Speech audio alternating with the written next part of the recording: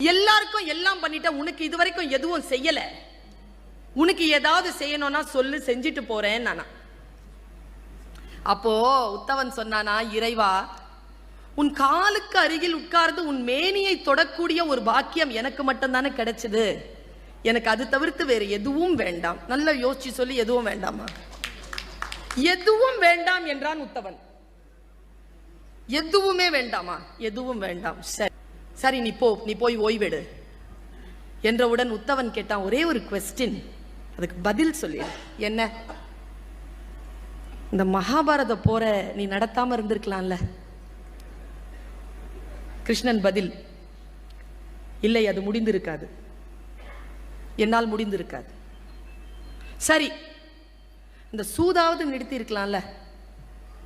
அவன் சொன்ன கேள்வி நியாயமானதுங்க. இந்த சூதையாவது நீ நிறுத்தி இருக்கலாம்ல? கிருஷ்ணன் தந்த பதில் அபாரம், வித்தியாசமான பதில். அவன் சொன்னா என்ன பதில் பாருங்க. துரியோதனன் விவேகி. அவன் சொன்ன பதில், துரியோதனன் விவேகி, அதனால் என்னால் சூதை நிறுத்த முடியவில்லை. என்ன விவேகி? நுட்பமா சொல்றேன். கிருஷ்ணன் சொன்ன பதில் உங்களுக்கும் சேர்த்து சொல்றேன்.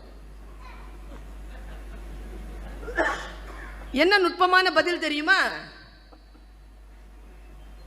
துரியோதனனுக்கு சூதாட தெரியாது என்பது தெரியும்.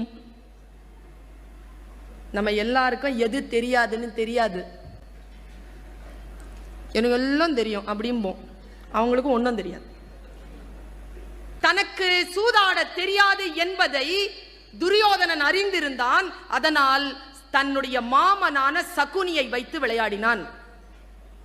ஆனால் தர்மனுக்கு தனக்கு சூதாட தெரியாது என்று தெரியாது. இருந்தாலும் அவன் ஆடினான். ஒரே ஒரு கேள்வி பதில்தான் உத்தவா உனக்கு. ஒருவேளை தர்மன் துரியோதனன் எப்படி தன் மாமன் சகுனி ஆடுவான் என்று சொன்னானோ, அப்படி தர்மன் என் கிருஷ்ணன் சகுனிக்கு எதிராக விளையாடுவான் என்று அறிவித்திருந்தால் இந்த போர் நடந்திருக்க வாய்ப்பே கிடையாது. என்னை அவன் சூதாட விடவில்லை. நம்பர் 1. அதுலயும் தர்மர் ஒரு வேலை செஞ்சிருக்கிறார். என்னன்னா, இறைவா நான் சூதாடுவது கிருஷ்ணனுக்கு தெரியக்கூடாது என்று வேண்டிக் கொண்டான்.